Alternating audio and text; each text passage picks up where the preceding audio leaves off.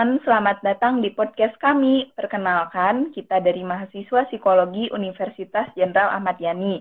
Sebelum kita mulai podcast pada hari ini, kita akan memperkenalkan diri terlebih dahulu nih. Di sini ada saya, Vina Amalia, sebagai host, dan ada teman-teman saya, ada Syifa, Anita, dan Andika.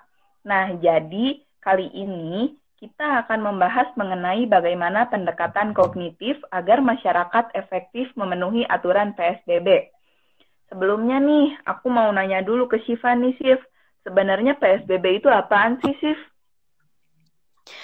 Jadi, menurut peraturan pemerintah nomor 21 tahun 2020, PSBB adalah kepanjangan dari pembatasan sosial berskala besar. Nah, tujuan dari PSBB itu sendiri sebenarnya adalah pembatasan kegiatan tertentu penduduk dalam suatu wilayah nih yang diduga terkena atau terinfeksi COVID-19 dan juga untuk mencegah kemungkinan penyebaran COVID-19 itu sendiri. Oh, berarti PSBB itu upaya yang dilakukan pemerintah untuk mencegah penyebaran COVID-19 ya? Betul banget.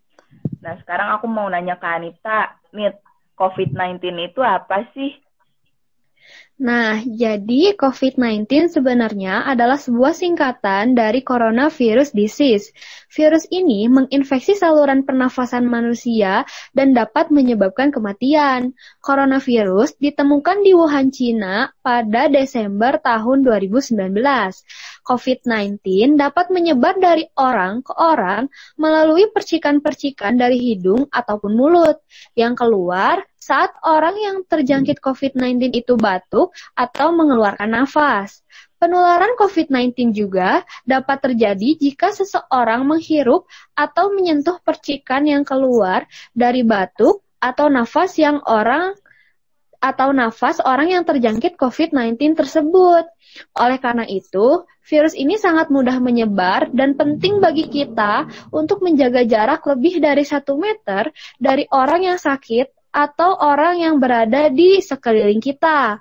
Dan untuk mencegah penyebaran semakin cepat, maka diberlakukan PSBB di Indonesia sebagai upaya untuk memutus rantai penyebaran COVID-19 tersebut.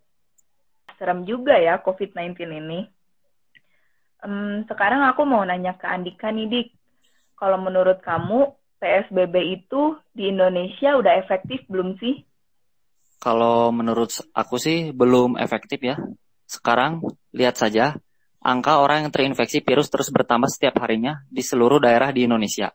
Padahal kita sudah tahu, sudah lebih dari 1 bulan PSBB ini diterapkan di beberapa wilayah Indonesia. Kenapa sih tidak bisa efektif?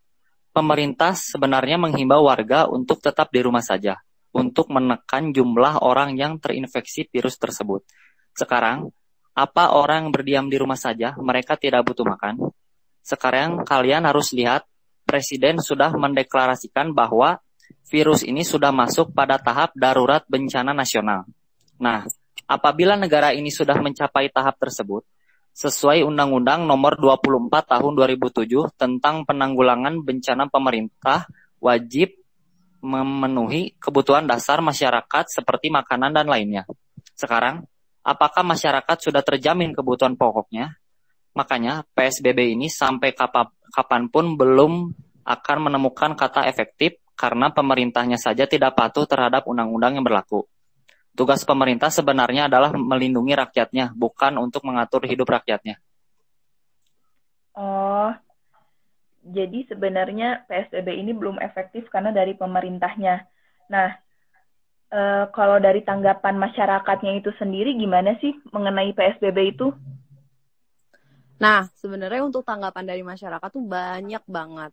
Kan PSBB itu pembatasan sosial berskala besar ya. Jadi kegiatan pembatasan yang dilakukan di Indonesia antara lain tuh peliburan sekolah, peliburan tempat kerja, pembatasan keagamaan, dan pembatasan kegiatan-kegiatan lainnya di tempat umum. Namun, tidak semua hal itu tuh bisa berjalan baik tentang kebijakan PSBB ini. Pasti ada efek sampingnya, dan efek samping diberlakukannya PSBB banyak dirasakan masyarakat. Salah satunya mengenai ekonomi pada masyarakat. Misalnya nih, pertama, para pengusaha menganggap PSBB ini menyebabkan sejumlah industrinya mati. Yang kedua, karena PSBB, ojek online tuh jadi nggak bisa mengangkut penumpang lagi. Yang ketiga, pedagang kaki lima juga merasakan dampak yang diberlakukannya PSBB. Jadi kan kayak nggak ada yang beli gitu ke pedagang kaki lima. Dan masih banyak lain dampak yang dirasakan masyarakat yang berhubungan dengan ekonomi mereka. Berbicara soal tanggapan pemerintah ya, cukup disayangkan. Coba kalian lihat berita baru-baru ini yang menyatakan bahwa Presiden sedang menyusun rencana untuk melonggarkan PSBB karena alasan tadi faktor ekonomi. Sekarang, virus ini masih berkeliaran, tapi pemerintah malah mau melonggarkan PSBB, bukannya mengevaluasi atau mencari strategi baru untuk memerangi virus ini. Jadi kan tanggapan di masyarakat seolah-olah ketidakjelasan pemerintah untuk menangani kasus virus ini. Jadi di sini jelas bahwa pemerintah tidak mau menuruti undang-undang yang menjelaskan pemerintah harus menjamin seluruh kebutuhan dasar masyarakat selama PSBB ini. Jadi intinya bukan masyarakat yang tidak patuh terhadap peraturan PSBB, tapi pemerintah yang tidak mampu menerapkan PSBB di negara ini. Betul, bisa jadi.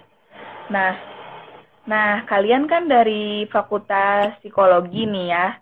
Ada nggak sih problem solving-nya biar PSBB ini efektif di Indonesia? Wah, kebetulan nih. Kita itu dari Fakultas Psikologi. Jadi, kita juga membahas tentang problem solving-nya. Boleh tuh dijelasin dulu tentang problem solving itu apa gitu?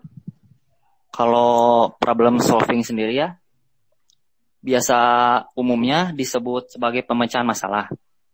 Jadi, problem solving itu seperti kita akan mencapai tujuan, tapi tujuan tersebut menemukan hambatan-hambatan. Nah, itu menurut Santrop.